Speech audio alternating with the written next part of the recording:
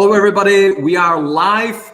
We are live on LinkedIn. We are live on YouTube and Facebook as well. So you are maybe watching us on some of these platforms.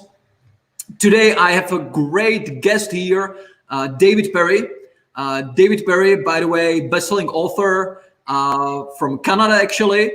The author of a bunch of books already. I have actually two of them right here. It's Hiring Greatness, and it's also Executive Recruiting for Dummies.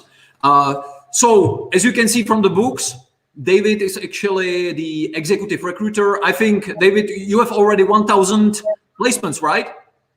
1,453. 1,453. So that's a great number. Also, some media public call you the rogue recruiter. Yeah, because that was a wall. They're just having fun with me. I had also, because we can say a little bit background from this, I met actually David when I was publishing actually my sourcing book, People's Merchandise, where, as you can see here, forward by David E. Perry. So actually, when I was a little cockroach, nobody knew me in the industry. David actually trusted my material, read the material, saw the quality. Let's tell the truth here. Okay, let's tell the truth. Audience, you have to. So this is a good example of brilliant marketing. So what Joseph did is he got hold of me and asked me to write the forward because he'd read my book, Guerrilla Marketing for Job Hunters. And I was sort of waffling, and he said, you know, Barbara Corcoran from the Shark Tank, she's doing the cover quote. And I said, hey, great. If Barbara's in, I'm in. Well, unbeknownst to me, he then called Barbara and said, hey, Barbara, would you do the cover quote for a while? I said, well, David Perry, Guerrilla guy, is doing the intro. So, you know, here's a guy that started with nothing in the morning and ended up, you know, with two fairly influential people are writing about his book, neither one of which he knew before he picked up the phone. So there's a lesson in that for job hunters, right? Yeah, and that's totally true. But Barbara Corcoran is finally right here. So thank you, David. Thank you. And it's a good lesson for job hunters. You got to decide what you want, not look for jobs, but decide what you want and go and make it happen. And you're a perfect example. Sorry, I didn't mean to interrupt you. Yeah, no problem. Absolutely no problem. And thank you for mentioning Guerrilla Marketing for Job Hunters, which is actually, we can show to our audience.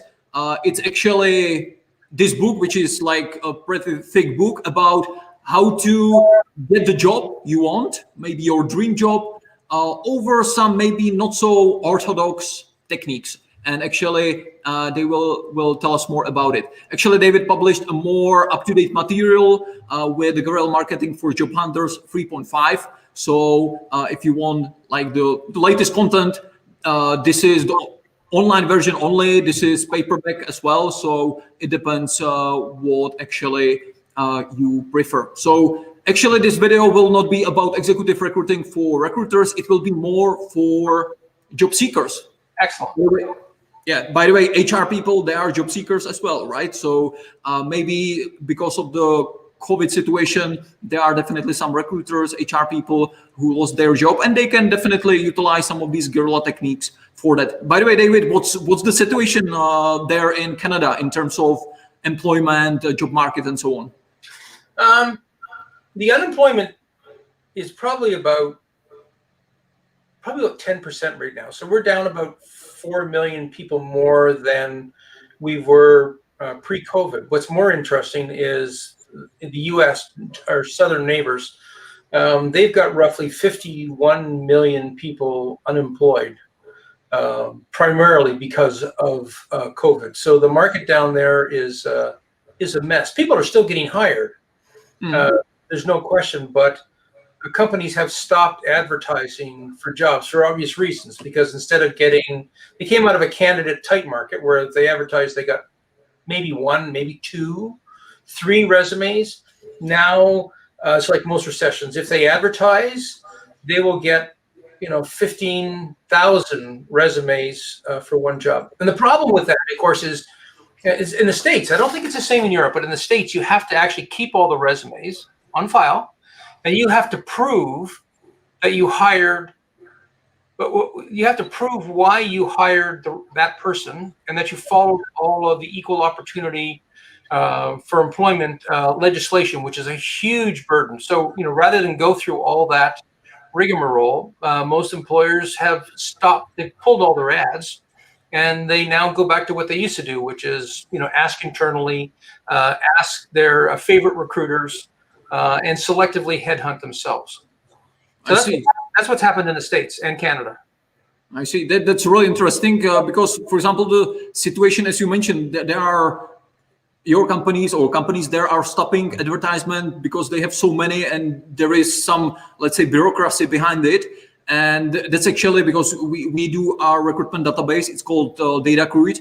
And because some companies are now getting like, instead of 6 CVs per role, they are getting 60. But we don't have this legislation, so they don't need to keep it.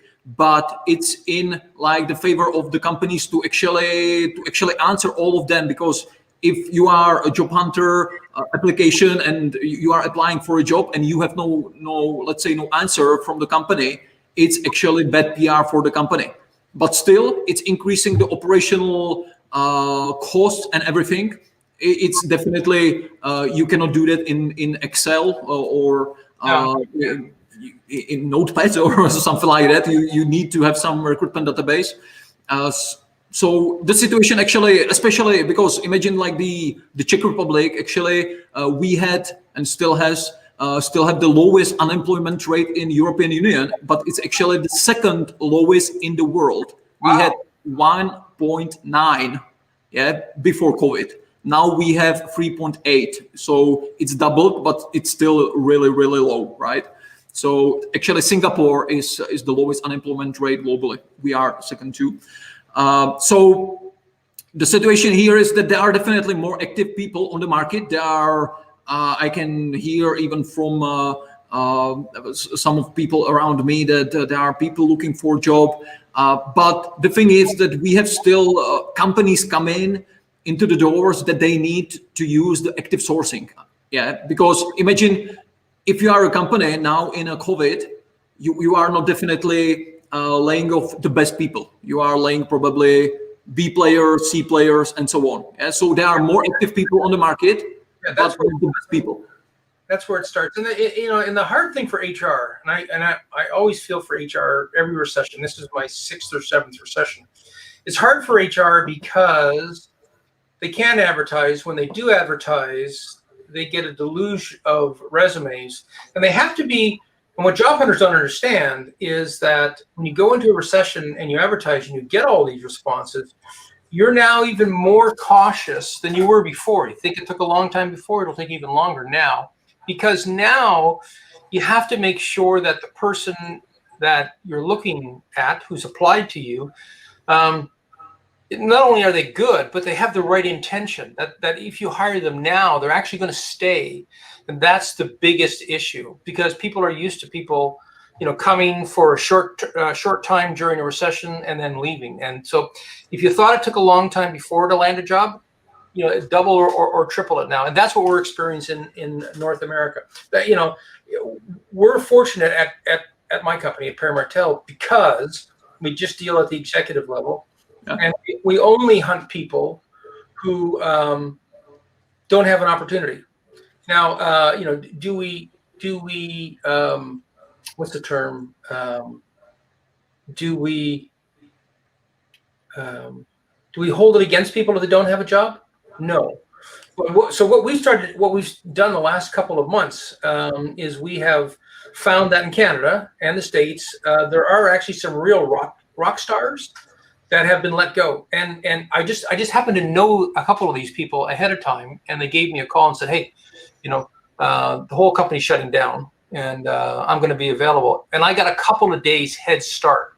So in that case, I was able to figure out what they wanted, what they were good at, who their next employer likely was going to be, just the same way you guys are.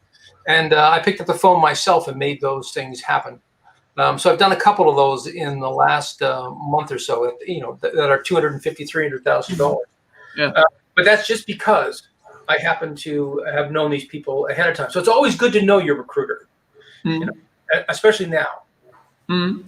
Maybe other perspective might be that some of the good people, we didn't experience, for example, here on the market, that there will be some people who would had the deal that they will start working here, and because of COVID, they would cancel it. But for example, in Poland, we have a branch in Poland, in Warsaw, we had such cases. So people are actually afraid, even the A players, the good people, are and might be now afraid to actually change the job. Yeah, that's common. Yeah. It's actually, I think it's harder in COVID, and it's harder in recessions to actually move the top people because they already have a good gig, and so they know where they are, they know what their situation is. Why risk it? So, ironically, for recruiters, I think it's twice as hard when you're in a recession to get the right people and bring them forward. So again, it takes an inordinate amount of time. Sorry, I need another coffee, Joseph. An inordinate amount of time to make this stuff happen. But we're here to talk about some of the exactly tips and tricks. Yep. So let me ask you, let me turn the table here. What's your top tip for using LinkedIn to help find a job? Yeah, I would maybe mention as the first thing, there is actually a new functionality open to work. I can show to our audience here. I will switch into non-paid LinkedIn. So imagine you are doing some searches, or recruiters are doing some searches, and they can see that some people actually has this green kind of ring or badge around the picture. Let's see Jana here from the detail. And this actually means that Jana actually said, I'm looking for a job. And she said it to open public. Yeah, originally this functionality was just for recruiters. So we recruiters, we sometimes use not just this non-paid LinkedIn, but we use paid LinkedIn. Like for example, here it's called Recruiter. This is quite expensive already. This is one license is maybe for $500 per month. Yeah. So if someone is willing to purchase this account, it already means that that's probably Recruiter for sure. And I can do a search here. For example, I put here accountant in Ontario, Toronto, Ontario, Canada. And let me just refresh the website. And I, as a recruiter, what I can do here is, when it's loaded, I can click on more likely to engage. And one of the sections here is open to work. So you can see that there are 28,000 people as accountants in Toronto, but open to work, it's actually 4.2. From our experience as recruiters, recruiters are firstly going after these people. These people are actually looking for a job. Recruiters will actually have much better response rate with these people. Yeah. So one of the tips would be definitely set this up, which you can do on your profile. So if I click on my profile, you can, on the very top, you can go there over jobs here in the menu, or you can just open your profile. And there you have the functionality to say if you are looking for a job, and you can choose if it's for open public. In that case, you will have the badge open to work, or you will say, for example, sometimes the candidates, they don't want to say that they are looking for a job, but if recruiters only will actually see it, it's possible to use it. Yeah. So here you can see open for job opportunities. And when I click to edit it, I can actually choose if recruiters only will see it, then only recruiters with the paid profile will actually see it, or all of those people, all people on LinkedIn. Yeah, so there are some other things that you can put here, a relocation and so on. So again, the recruiters using the paid account can actually say Toronto, but not only current location, but maybe you are from Vancouver, willing to move into Toronto as accountant. So if you set it up on your LinkedIn account, I, as a recruiter, can put here open to relocate, or current or open to relocate. And I will find also candidates from Vancouver willing to work in Toronto. I don't know if that's the case. Maybe David, you can tell me if some recruiter would be willing to go from Vancouver to Toronto. I actually just brought a director of engineering in from Vancouver, where he sold his 2-bedroom condo for $750,000 into Ottawa to work for a satellite company where he's going to be the director of engineering. His $750,000 condo will buy him a 4 or 5-bedroom house in downtown Ottawa with change left over, where he can actually walk to work. So yeah, people move all the time. But can I just Joseph, I think the world of you, and you are the best recruiter in terms of explaining and using LinkedIn. I mean, that's why I brought you into both of those books. That's why I asked you to come to Romania, all that kind of stuff. So you just hit on something that's really key to your audience. You said, and the numbers don't really matter, but you said in Toronto there are 4.2 million accountants, right? So the question is, how did that person in Toronto pop up first? Because it's the same everywhere in the world. I'm going to talk about career clarity in a second, but you're the expert on making sure that people can, quote unquote, search engine optimize themselves inside LinkedIn. And 99% of the success in LinkedIn for job hunters is having somebody notice them, right? If there's 4.2 million, there's no way you're going to scroll through all those people, right? It's just not going to happen. Yeah. So, and I'll tell a story in a second, but if you got any tips right now, or do you want to, or maybe I can tell the story, tips right now to make sure that people that are watching can appear at the top of that list, because we're only going to go 1, 2, or 3 before we find somebody that we're going to call. Yeah, it was actually because the search was quite narrow just for Toronto, so it was 4.2 thousand, not million, but still, it's a big number. Definitely, one major key is to have the keywords, relevant keywords on your profile. Because imagine a recruiter can be looking for the words like accountant, but also accounting, accountancy, CPA, GPA, or whatever these CGA or these abbreviation, which are more valid just for the North America industry. So definitely have the keywords. And the second thing is to have profile set to, it's called All-Star, which means 7 basic things: that you have a picture, you have education, you have at least 3 experience in your profile. At least one of them must be current. So you must have like a current job. Even if the current job, imagine that there are people who are unemployed maybe at the moment. Yeah, but you can still set experience as, for example, looking for a new opportunity. There might be technically your current job, then you are fine. And if you see the badge on your profile that I can actually show that you are All-Star, that's one of the major factors, which you can see here in the dashboard. You can see All-Star right here.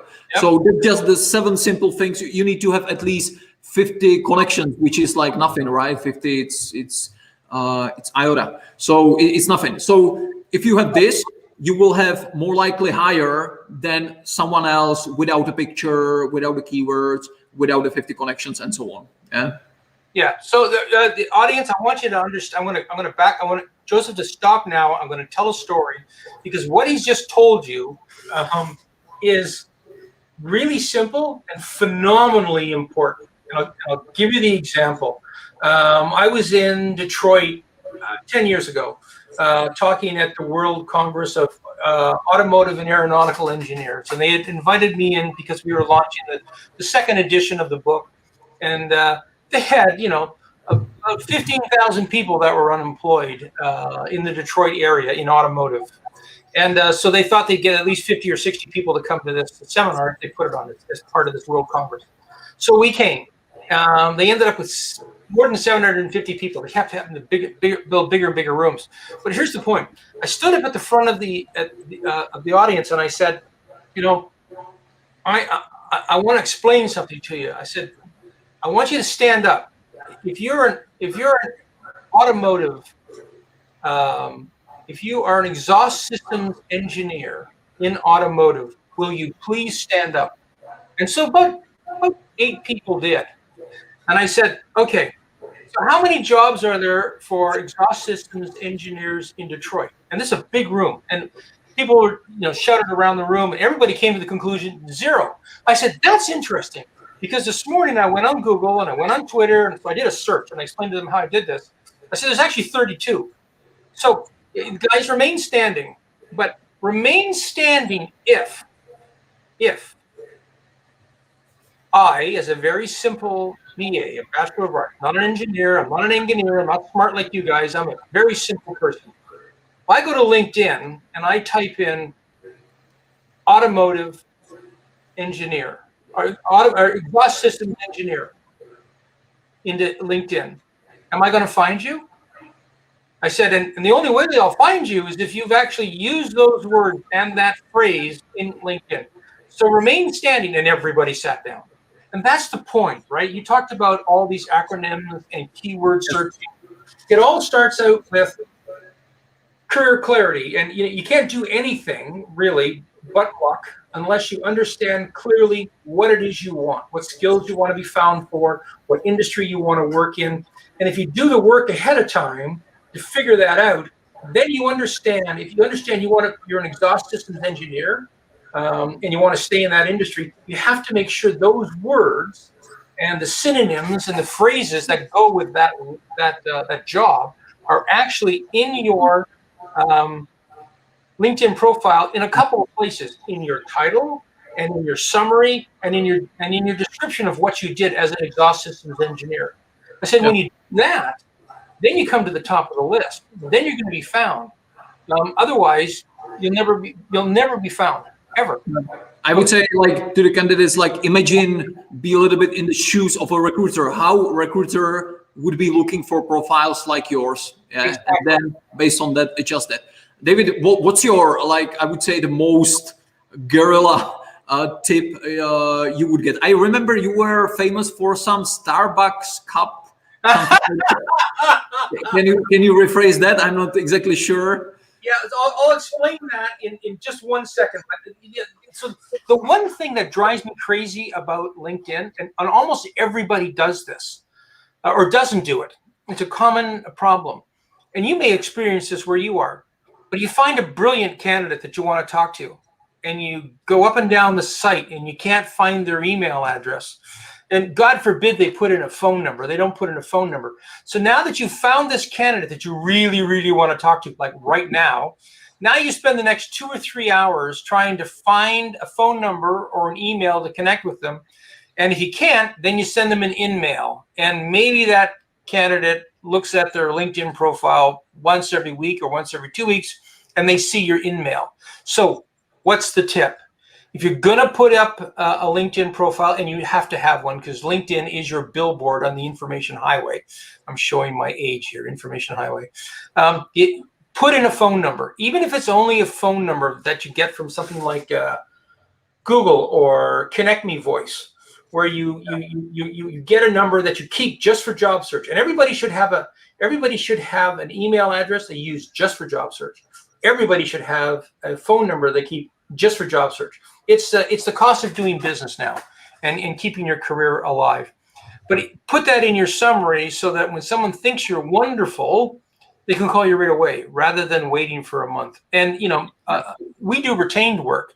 So I've got the luxury of spending an hour or two looking for someone. I don't like it. And I think they're morons when they do that. But if you're in contingency, and 99% of the recruiting world is in contingency, you have to get in and get out as fast as possible because you're racing against a couple of other agencies to get a job done. So re-ask your question because, I'm old and I've already forgotten. It was the guerrilla tip with Starbucks. The Starbucks coffee cup caper. Yeah, that was invented by one of my friends, and he's actually in the second book. But the concept was simple. Once you get career clarity and you decide what skills you want to use and who you want to work for. Doesn't matter if they're hiring, totally irrelevant. Then what you do is you make a list of, the top 10 or 20 companies that you want to work for. You find out who your boss's boss at that company would be, and then you send them a one-page Guerrilla resume full of logos and quotes about you with a cover letter. You print those off in color. You stick them inside a Starbucks coffee cup. You stick the Starbucks coffee cup in a box, and you send it by FedEx 2-day because it costs you about $10. And essentially, in the letter, it says, I'm an expert in boom, boom, boom, boom, which you know because you've done your research, and I'll tell you how to do the research in a second, on that company. You know those are issues that you can solve. And the PS at the bottom, because everybody reads PSs and letters. And the PS at the bottom says, call me. I'd love to have a coffee with you.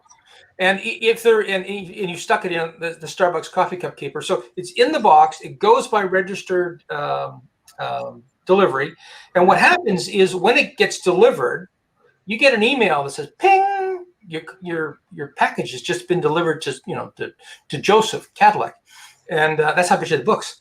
And then you wait 45 minutes, and you pick up the phone. And you go, "Hey, Joseph, this is David Perry. I think you just got my package."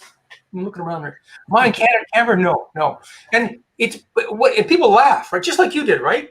And what it does is it starts the conversation. Yeah. So, what do you want? And you say, well, I've done some research, and I know that you've got this problem and this problem and this problem, and I've solved these. And all I really want to do is sit down and have a coffee and talk to you about, how I solve those problems.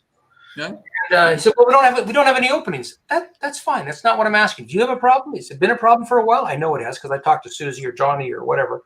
And I'm gratis. You buy the coffee and we'll have a conversation. Yeah. And 9 times out of 10, people will agree to have a coffee if you put the pressure off.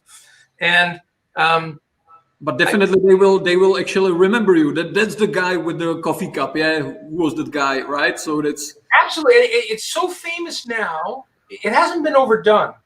But in North America, if someone walks into a Starbucks coffee or Starbucks and asks for 10 empty cups, people will ask, "Is this for the coffee cup caper?"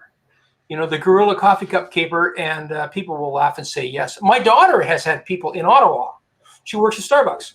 She's had people in Ottawa come in and ask for the coffee cups. And she said, well, is that for the Guerrilla coffee cup keeper? And they laughed. I said, that's my dad that wrote that book. I said, no way. It should be a special edition cup, branded. That's how these things actually work. And, if people are worried about.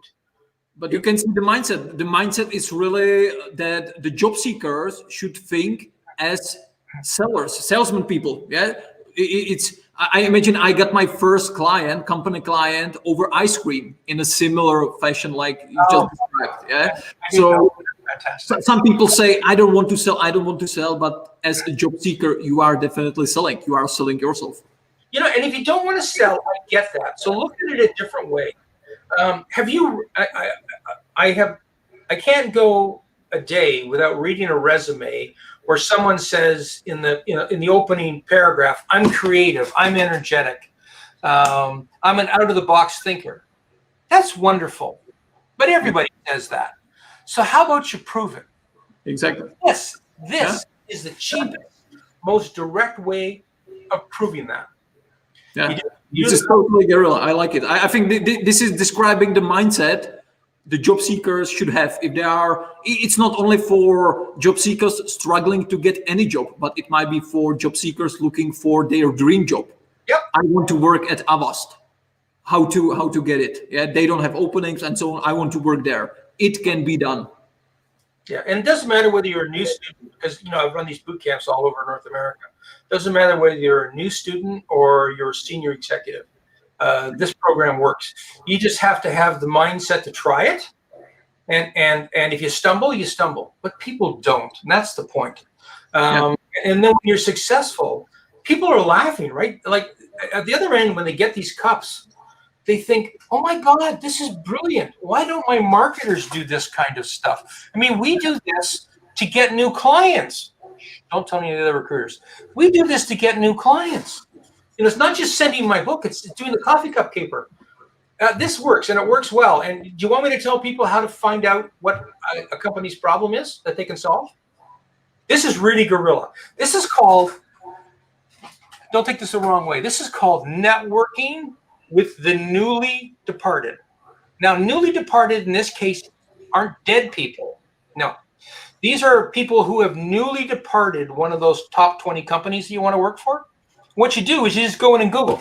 You go in and Google, let's say you want to be the marketing director or an engineering director or whatever at Avis, or pick one of your clients. You would simply go to Google and you type in the name of the company, and then in quotation marks you would type the name of the position. So LADA, well, anybody would want to work there, but anyway, LADA, and then director of engineering, and then the city, and then the word resume. And what that does, what it does. It sends Google out to say, hey, find me all the resumes of people that have been directors of engineering at LADA. And it brings you those back. And you read those on your screen, and you go, oh, look at that guy. José Kadlec was director of engineering over at LADA 6 months ago, and he's left. And you know this because they brought you back the resume. There's Joseph's number. So you pick up the phone and you say, hey, Joseph, my name's David Perry. And I understand you used to be director of engineering at LADA. Can I ask you a couple of quick questions? They're only going to say yes or no. 9 times out of 10, people say, yeah, what's this about? In which case you ask them for some specific questions. We talk about that in the book, but what you're getting at is, what was the guy you worked for? What was his name or her name? What do they like to work for? What are their 3 biggest issues that they've had over the last couple of years that they haven't been able to solve? And if by chance those issues are ones that you've already solved at the company you're at, oh my God, when you do your 1-page resume or in your 1-page cover letter, you say, dear Joseph, my name is, and I was at, and I've solved this problem, and this problem at this company. And Joseph is reading this going, oh my God, where did this come from? This is the guy that I need. He solved this problem. I got to meet him. And it's inside your coffee cup keeper. And at the bottom it says, P.S. Call me. Let's get together, have a coffee. Or I'm going to call you on, and away you go. And what it does is it doesn't set up an interview because you don't want an interview. It sets up a conversation. You get to have a conversation. And for most people to say all the time, if you get me the interview, I'll land the job. Hey, that's great. So you got to get the interview. You got to have the conversation. So this starts the conversation, and it's absolutely no pressure way to do it. And this works for senior executives. It works for HR managers. It works for engineers. The only problem, the only issue we've ever had with any one particular function were lobbyists in Washington, D.C. Mm-hmm. And the guy ran into all kinds of problems, but he was the only one. We've had every other profession, and from people that were new grads in New York City who were 18 years old that were getting deported back to South Africa because they hadn't gotten a job, and they're getting deported in 3 weeks, needed to get a job, all the way to a 71-year-old man whose mother tongue was Fong, F-O-N-G. There's only 3,000 people that speak Fong. I see. His second language was French, and his third language was English. 71 years old, and he used this stuff and got a job at 71. Mm-hmm. All right, I'll stop. Perfect. Let me give to our attendees here another, let's say, LinkedIn tip, and that's job alerts, because. Of course, people might be used to looking for a job, or Indeed.com. Here, for example, in the Czech Republic, we have jobs.cz and so on. But some people, especially depending on the country, they are not so much used to using jobs here, the section in the top menu on LinkedIn, where you can actually put here, for example, you are looking for digital marketing. I can put here digital marketing. And it will already start the search. What we will just do, we will put here, we can put there, for example, Germany, or we can put there, actually, Germany is quite a large country, so we can put there, for example, Berlin, Germany. We have the search, where actually you can see that we have almost 1,000 results. Different kind of companies, including Accenture, Axel, and so on. And what you can do is actually to turn this on, job alert on. You can do that. So you can turn it on. You can choose if you want to get the alerts daily or weekly, and how you want to receive it, if just by email or notification into LinkedIn or both. And since now, so imagine now you today or tomorrow you will get through all of those jobs here. You will just pick the relevant one for you. You will apply, but you don't want to repeat the search every day over and over. Yeah, so you can save it over the job alert. It's kind of a watchdog, and it will be watching new jobs in digital marketing for you automatically. The thing is here, the tricky thing is here also that, of course, you can use some of these filters right here to actually make it even more narrow, for example, experience level and so on. But what I would emphasize is, again, the digital marketing is also some keyword. Yeah, so you should use like digital marketer as well, online marketer, online marketing, and so on. You should be more precise with this. So actually create a job. For one position, you can easily create 4 alerts, but it will still be covering just one position. So that's, I would say, another practical tip on LinkedIn, which is, let's say, usable right away, and it can bring you the job you would like to have. Yeah, it only takes a couple of minutes. I wanted to ask you, for everybody's sake that's listening, how important do you think groups are? Joining groups in your industry, how important do you think they are? And in your experience, what's the best way for a job hunter to use a group or participate in a group to make their job search go faster? Yeah, I think just being in the groups might slightly increase your chance that you will be approached by a recruiter. The thing is that imagine that you are not connected with the recruiter, which normally you are not. But when you are in the same group, so imagine, for example, the recruiter is in the group Accountants North America, and you are in the group Accountants North America, or Accounting Professionals North America, for example. That means that the recruiter is able to approach you with a non-paid message free of charge on LinkedIn without actually being connected with you. Yeah. So with this case, it might slightly increase the chance that you will get the message from a recruiter. But also, for example, here at Good Call, we use groups for searching for candidates. Imagine I'm looking for Java developers. So of course, find those people having the word Java on the profile, it's easy. But finding people who are Java developers, but not having the word term Java on their profile, it's more demanding. But what you can do is that you can set up the search in a way that you are looking for programmers in some region without the word Java on their profile, but because they are in the group, for example, Java professionals, Java developers, and so on, it means that they are still Java developers, even not having the word Java on their profiles. So it might slightly increase for these experienced recruiters, it might slightly increase the chance that you will actually appear in the search results. I would say LinkedIn groups, not so much for any conversations, for having discussions and so on. Facebook groups are definitely better. Oh, you think so? Really? Yeah. That's interesting. In terms of engagement, in terms of, I think it's directly connected with how often people actually get on the platform. And still, Facebook is still number one. That makes absolute sense. I don't know if you've ever suggested this to people. I have, because I use it. We get, so when we do technical searches, we do stuff like we're looking for a link budget engineer, someone who figures out how to thread the needle of a laser, literally through the head of a pin. Yeah. A link budget a guy does in satellites. So I ran into this issue, and so we're specialists in this. And so I'll tell you where I get the people. You can go to Amazon and do a search on almost anything for books.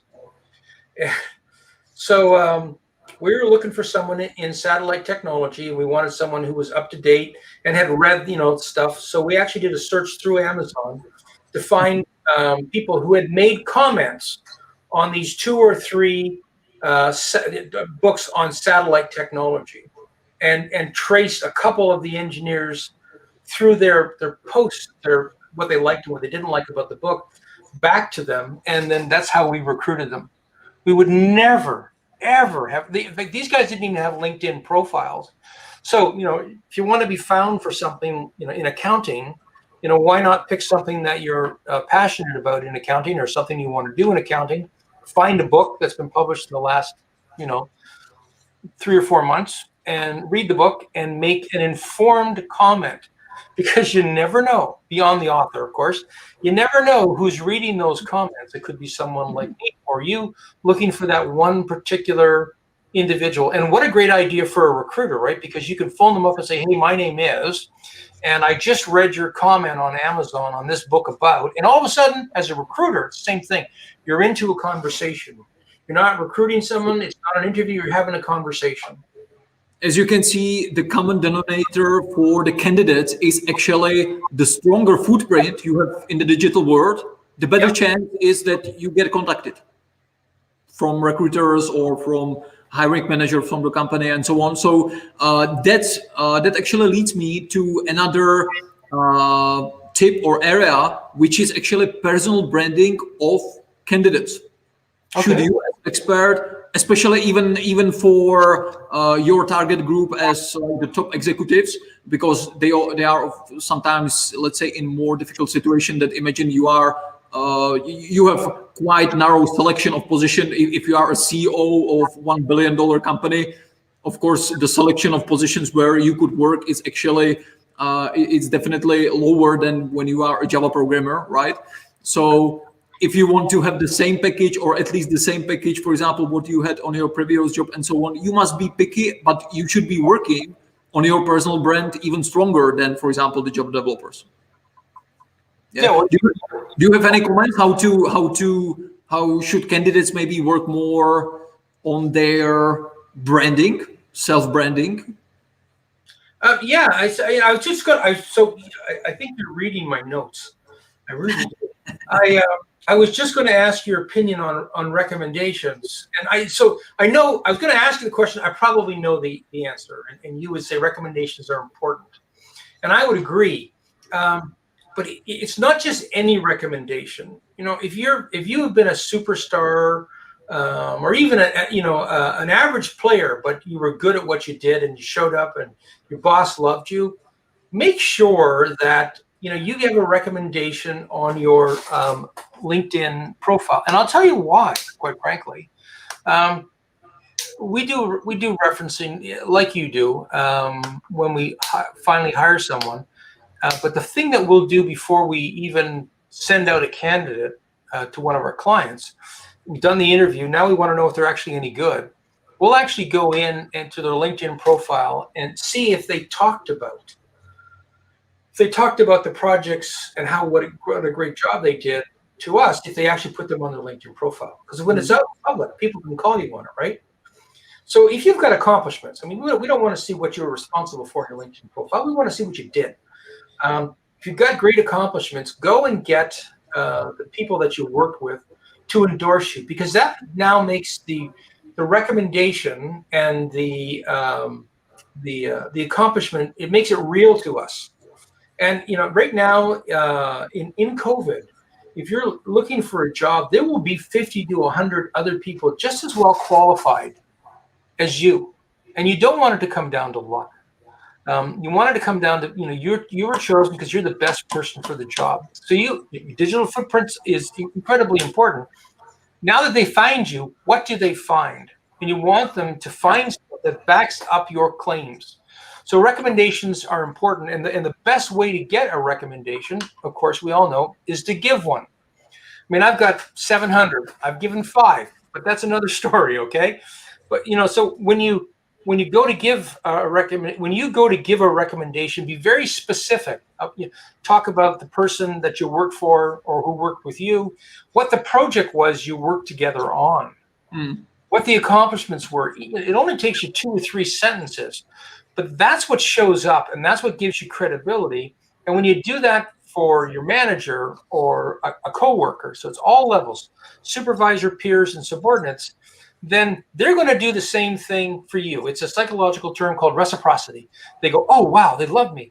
I got to do something to thank them. Oh, Just a recommendation. Perfect. So they're going to take a look at your recommendation that you just wrote, talking about the project that the two of you just worked on. And it was a great project. You did wonderful things. Oh, that's what I'm going to talk about. And so they're now backing up everything that you say about yourself, or you're going to say about yourself in interviews, because it's all there in black and white. And that's how you end up with these recommendations that really, really stand out and help. And they do make recommendations.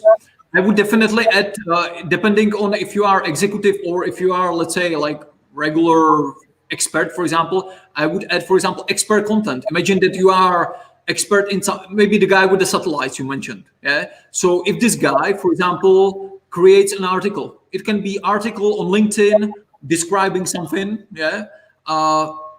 It's definitely a good piece of content, which might lead that he will be approached by more people. It will actually increase his credibility. It will decrease the skepticism by the recruiters if they should approach this guy, for example. Maybe for the top executives, having like expert content might be more difficult because they are like managing the company, right? They are managing people and so on. So it's not they are directly in the technology of satellites. They are managing the whole business. I think what's good for these people is to get featured, for example, in like being a guest of a podcast about entrepreneurship or whatever. So we have, for example, one company here in the Czech Republic, and they do these like videos, just interviews with top executives, and these top executives, they have practically zero branding behind them. They maybe have LinkedIn profile, but that's it. Just these videos, helping them with these videos is increasing that they are approached by other companies as potential candidates. Yeah. So get featured, create content, and the content can be a LinkedIn post, Facebook post, Instagram post, but it can be, for example, an article. They can open medium.com, for example, and you can publish article there if you want. Yeah. So that's of course content. It's never ending story. There's a really easy way to find content for people that aren't used, or find ideas for content for people that aren't used to doing this. I mean, you're a whiz at this kind of stuff. Most people aren't, including myself. So if you go to Quora, are you familiar with Quora? Yep. If you go to Quora and look for questions that are germane to the industry that you want to be recruiting into, you can make a comment and it'll be picked up. So that's great.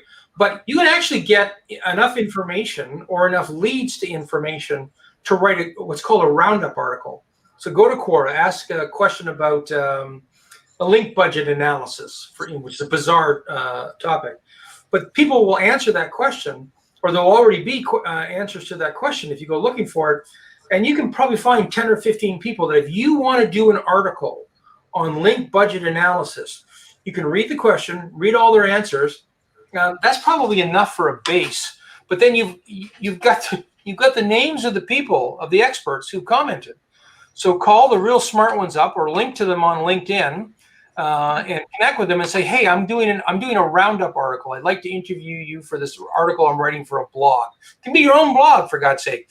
And you interview them and talk to them on the phone. And then what happens is when you write the article, you send them a copy. But what do? They don't throw it in the garbage. They put it on their LinkedIn profile or their blog, and they say, hey, I was just interviewed by Joseph. And this is what happened. This is how Joseph does business, right? Joseph does all these interviews with people like me and CEOs all over the world. And these CEOs share these interviews, and that drives interest and business into Joseph and his company. It's the same thing for job hunters. Take 15 or 20 minutes out of your day for the next 5 days to think about this, and then sit down on a Saturday morning when you should be, doing housework, and tell your significant other, no, I've got to do this thing. It's really important for my job hunt, and write this article out, and send it to some of your friends for editing, and then publish it on a blog, your blog or someone else's blog. Put it in Quora, make some links, and all of a sudden you are the expert on this stuff. I mean, I became the expert on guerrilla marketing for job hunters because I called Jay up after I read his book. Actually, I read every book he ever wrote. I've called him up and said, hey, my name is, and I'd really love to have a conversation with you. And 2 years later, we're publishing a book. This is J. Conrad Levinson is the father of guerrilla marketing. He is so famous. His books are in the top 50 books, and I think he's in the top 20 of the top 50 marketing books of all times in the world to read. So associating myself with him, was it luck? Yeah. I had a thought one day and I acted on it. And it sort of took off from there. I didn't think I was going to write a book. Next thing you know, we got volumes and volumes and volumes of it. And that led to all the other books. And it was just something I decided to do, and away it went. But I decided I was going to do something different that day, and that's what I did.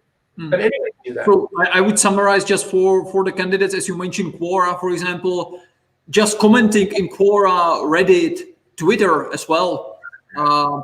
For IT guys, there is, for example, Stack Overflow, which is if IT guy is in troubles, they go to Stack Overflow, put there the piece of code. Hey guys, I'm struggled with this.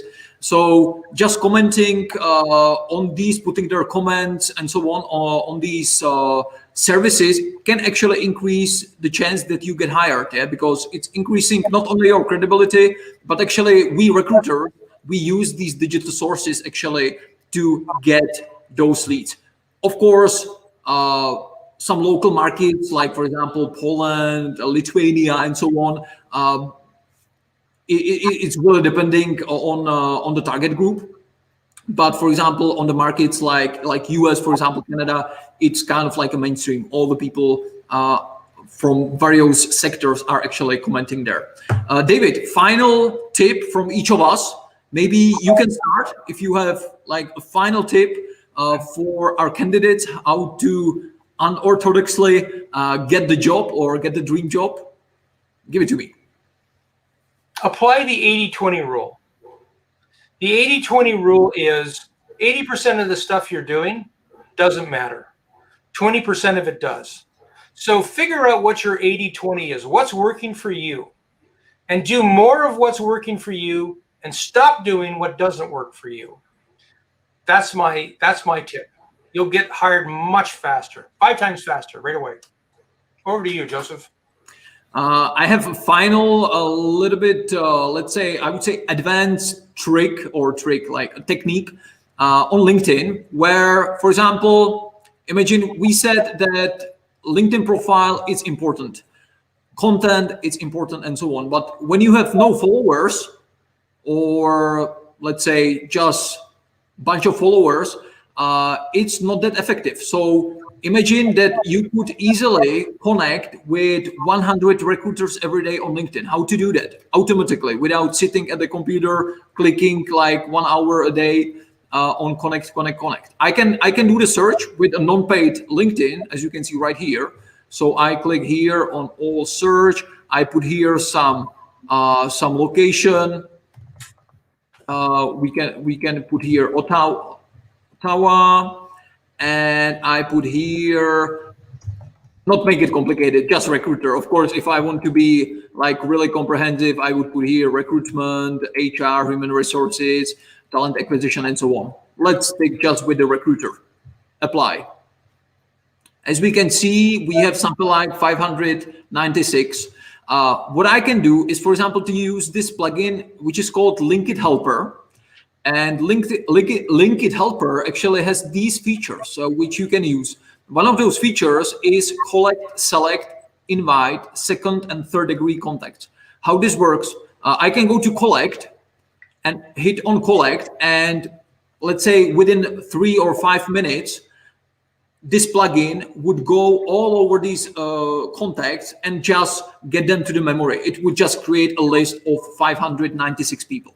Then you can go to message, and here you can use more of your guerrilla mindset and create some appealing invitation text to the recruiters. Yeah, so of course now this is up to you. You can use the variables. So I can put here hi first name, and it will get actually the real first name of the recruiter into the message. Because you work as a position, it will get the real, for example, the guy will be IT recruiter. So it will put here IT recruiter. At the company, ExxonMobil, for example. So it would put here ExxonMobil. Yeah. So you create a message, then you click on invite, and you will hit start. And this is a robot, and the robot will start as you can see, every 24 hours, it would approach 100 profiles out of these 600. And so basically what we have here is work for 6 days. So within 6 days, this plugin would approach all of these recruiters right here with your message. You would get them into your network, and then you can start also to work with the content and so on. Suddenly more people, more recruiters would actually see your content, see your expert content, or see your messages, your recommendations, as we mentioned. So this is the ultimate way how to actually increase your network on LinkedIn, which is, I would say, the beauty about LinkedIn, that unlike on Instagram or let's say Facebook pages or any company pages, for example, you need to get the followers in let's say organic way that they really need to follow you. But on LinkedIn, whoever you connect with is automatically your follower. The limitation for number of connection is 30,000. So you can easily, within 1 year, have 30,000 followers. I'm shaking my head because I had no idea. Thank you. You know I will be calling you to find out more about what you just explained, because that went a little bit quick for me. What a great help, not just for job hunters, Joseph, but yeah, definitely. This is for everybody. It's for salespeople, recruiters, anybody. Yeah, you should automate, like whatever you can automate. Why to do a routine job when a robot can do it, right? Yeah, I'm with you. I'm with you. Thank you.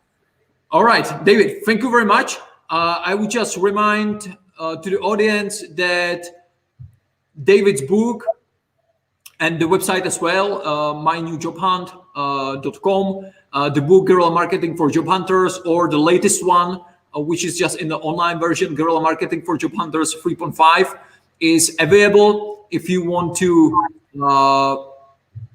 let's say, get the ropes of how to get your dream job. As I said, it's not only for unemployed people, it's for employed people who are willing and who wants to have like a better job, dream job, and so on. So this is definitely the content you can check. You can also check our nonprofit organization Genixa if you want, for example, free help with the job, how to get your resume, how to get your profile, and these kind of things. And of course, at goodcall.eu, we do the recruitment. So you can download our mobile app, so you can have Good Call and you can have jobs in your mobile. All right. Thank you, David. Thank you very much. You need to impress me. Every time we talk, every time we meet, I'm blown away. So thank you for inviting me. Thank you very much. Say hello to Anita. We will definitely talk later. And hello, everybody. Bye. Thank you very much.